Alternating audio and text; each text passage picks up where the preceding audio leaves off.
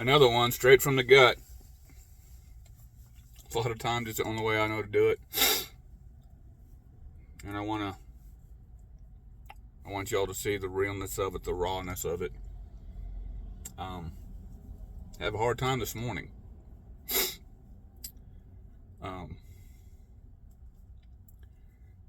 Some pictures of my family came up through my thread, and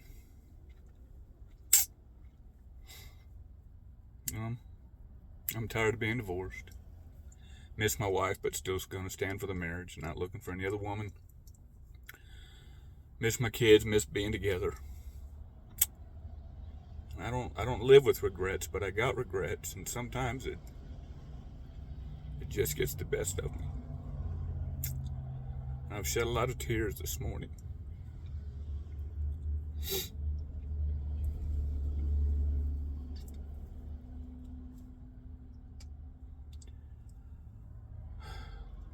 But got a good relationship with my wife. We're not at odds. So I'm thankful for that. And great relationship with my kids.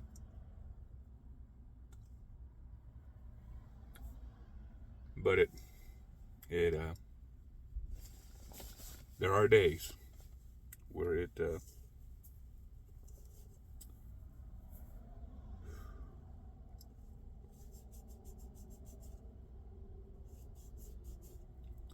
seems like it's more than I can handle. But as I teach our men and teach our people in church when I get a chance, that God allows us, wants us, to learn from these experiences and to create from the dark places. And what I'm impressed with today in my heart is that it took me a lot of years, and I don't even know that I'm going to say this right. I think I'll get the point across, but I may not articulate it right. It took me a lot of years, and my wife leaving me and taking the kids and battling this thing that is me for 9 years.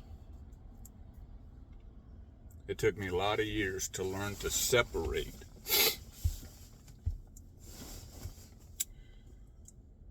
the truth of God's word and the principles taught in it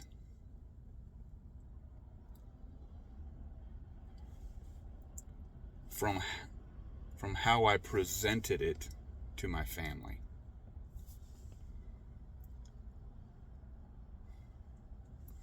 And the hardness with which I presented it and the expectations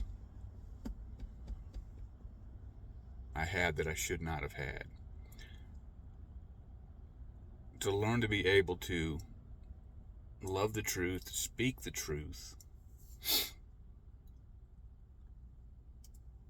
in love, which I even had love when I did it, but without the harshness and the hardness and the disappointment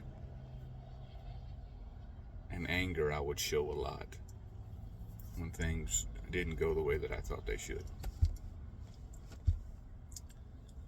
So now, 9 years later, I think having really learned that lesson started really clicking with me 4 or 5 years ago.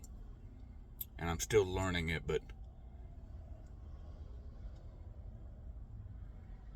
I love truth, God's word, more than I ever have. I love his principles more than I ever have, and I'm stronger on those points more than I ever have. But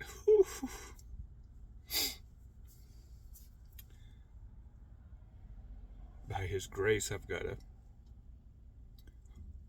a sweeter spirit.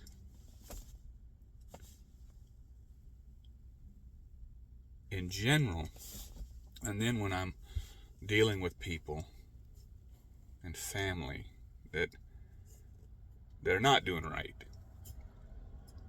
I've learned that I can speak the truth, but I don't always have to speak the truth. I don't always have to tell them how it is.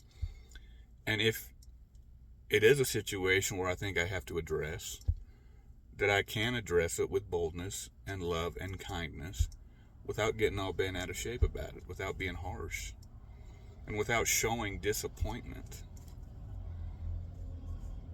coming across as disapproval.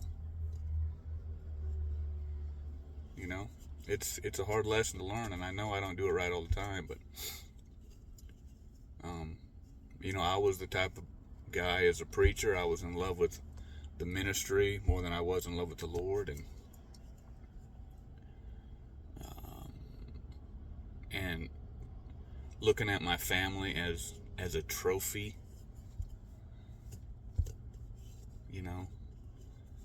and full of selfishness and pride, and it just was an ugly mess, and it cost me.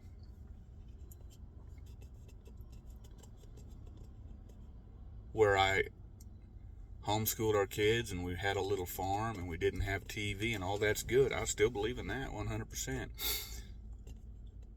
But as a man, being selfish and prideful and angry, that really puts a damper on all that.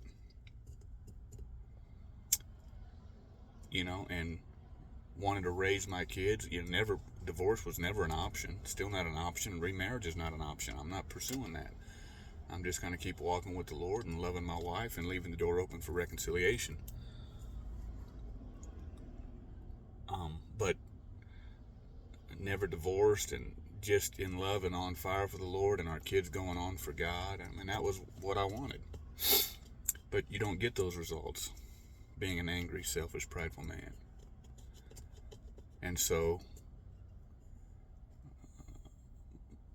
my kids and my family are not where I wanted them to be. They don't love the Lord like I want them to. They don't go to church like I want them to. But that's okay.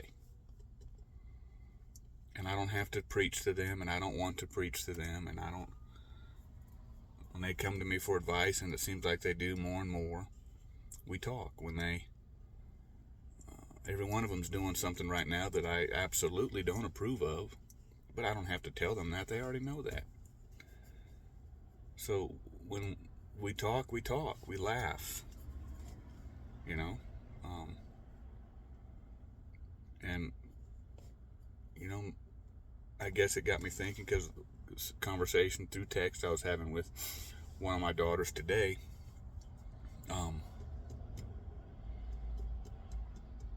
I told her, because the pictures came through the thread, a lot of them were of her, and just told her I was having a hard time today, missing her and the family, and she said she understood that, because she's away now and she misses us, and all that stuff.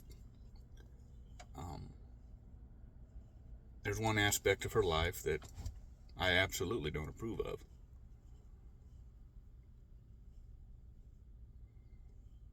But I don't have to cut her off or be mean like I would have used to. She just needs to see love, and if it comes up, then I'll speak truth about it.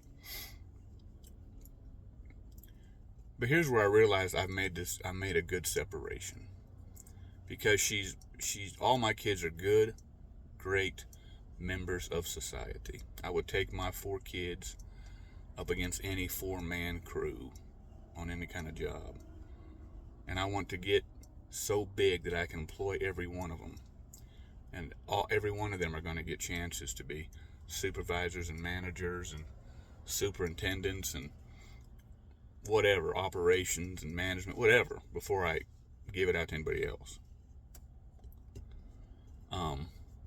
And she's at a job, and the boss is not a good person according to her, but she's sticking it out and making the best of it. And I told her, and I used to could not do that because I couldn't make the separation, because I still love her and I approve of her. I don't necessarily approve of everything she does, and I can still tell her I love her. And I told her about that. I said, I'm proud of you. You're making the right decision.